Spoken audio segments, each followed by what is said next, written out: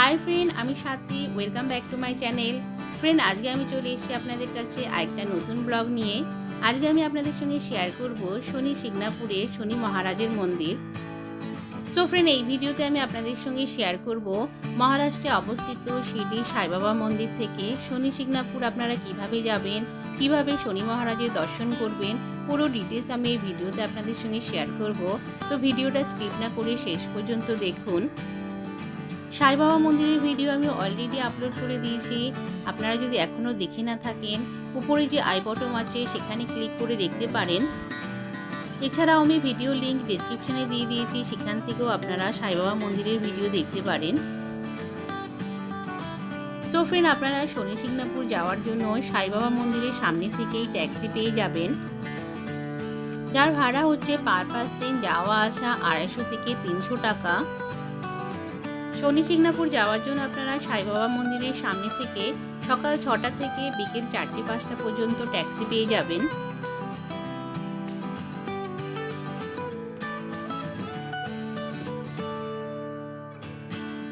ঘণ্টাখানিক আসার পরে এখানে গাড়ি পার্কিং করা হয় 10-15 মিনিটের জন্য।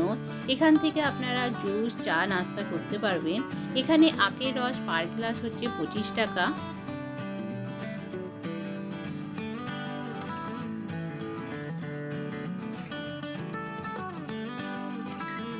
এখান থেকে আমরা জুস খাওয়ার পরে এখন আমরা রওনা দিলাম আবার মন্দিরের দিকে।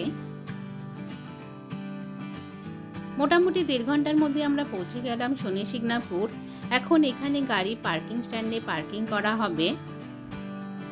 পার্কিংয়ের এখানে প্রচুর দোকান রয়েছে, যেখান থেকে আপনারা শনি মহারাজকে পুজো দেওয়ার জন্য পুজোর সামগ্রী এবং তেল নিতে পারবেন। আপনারা কিন্তু চেষ্টা করবেন আপনাদের মতন করে পুজোর সামগ্রী নেওয়ার, কারণ ড্রাইভার দাদা যে দোকান আপনাদেরকে দেখিয়ে দেবে সেখানে কিন্তু পুজোর ডালা আপনাদের থেকে 250 থেকে 300 টাকা নেবে। গাড়িতে আমরা চামড়ার জিনিস এবং জুতো চপ্পল রেখে এবার মন্দিরের দিকে রওনা হলাম। এখানে ট্যাক্সি স্ট্যান্ড থেকে মন্দিরের ডিস্টেন্স হচ্ছে 2 থেকে 3 মিনিট।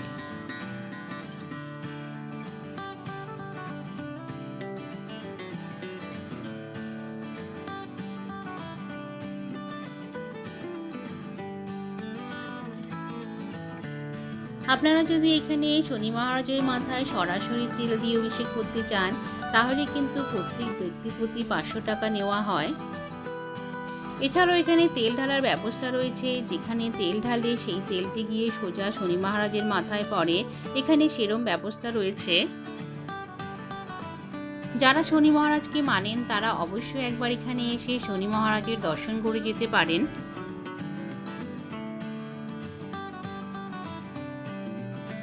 শনি মহারাজের মন্দিরের ঠিক অপোজিটেই রয়েছে একটি ছোট মন্দির, যেখানে আরও ভগবানের মন্দির রয়েছে।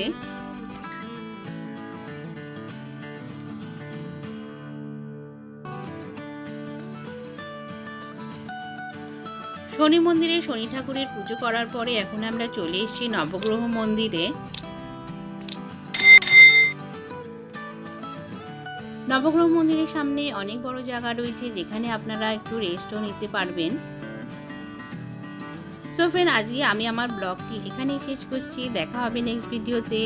যদি ভিডিওটা ভালো লেগে থাকে অবশ্যই লাইক করে শেয়ার করে দেবেন ফ্যামিলি ও ফ্রেন্ড সার্কেলের মধ্যে। যদি ভিডিওটা ভালো লেগে থাকে অবশ্যই কমেন্ট করে যাবেন। যদি কোনো ফ্রেন্ড আমার চ্যানেলটাকে প্রথমবার ভিজিট করে থাকেন, তাহলে অবশ্যই সাবস্ক্রাইব করে বেল আইকনটা ক্লিক করে দেবেন, যাতে কি না আমার সব আপলোড করার ভিডিও নোটিফিকেশন আপনাদের কাছে সবার আগে পৌঁছে যায়। Thank you friend, thank you watching my video.